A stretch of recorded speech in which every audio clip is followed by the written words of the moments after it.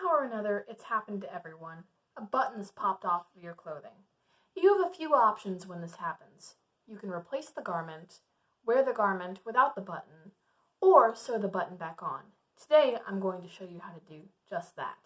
And I do want to thank Real Men Real Style for showing me this method. I haven't seen a whole lot of other people use it.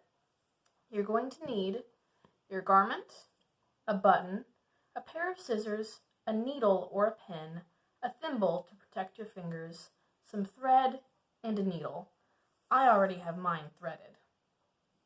You're going to take your garment and from the back side, pass through the front, drawing the knot at the end of the thread gently against the back of the fabric, being careful not to pull it all the way through. Next, you're going to take a few precautionary stitches from the front, almost making an X. This will show us where to put our button and ground the knot into our fabric so that it won't pop out. After you've done that, you're going to take your button and pass it through the needle down to the fabric onto our X. This is where your needle or pin comes into play.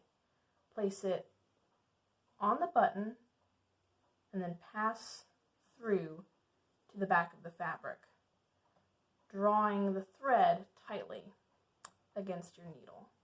This will come in handy later. From that, you're just going to pass from the back to the front a handful of times. If I was really doing this, I would pass through every hole 3 to 5 times, but for the sake of time, I'm just going to pass through each one maybe twice.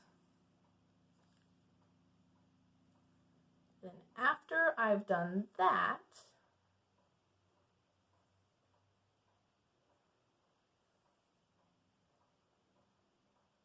I'm going to pull the pin out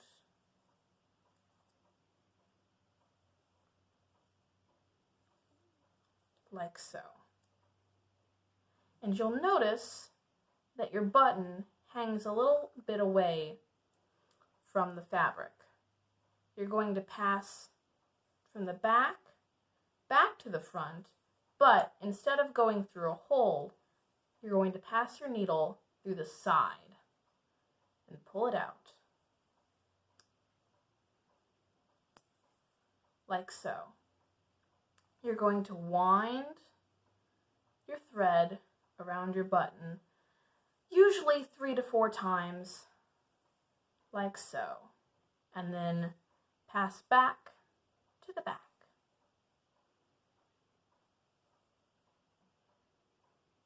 What we just did was called creating the shank.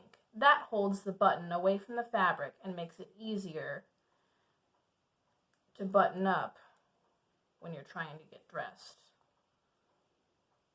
Now you're just going to pass through your stitches a handful of times to secure your button onto your fabric. I like to do this quite a few times, but for the interest of time, we might only do it once or twice.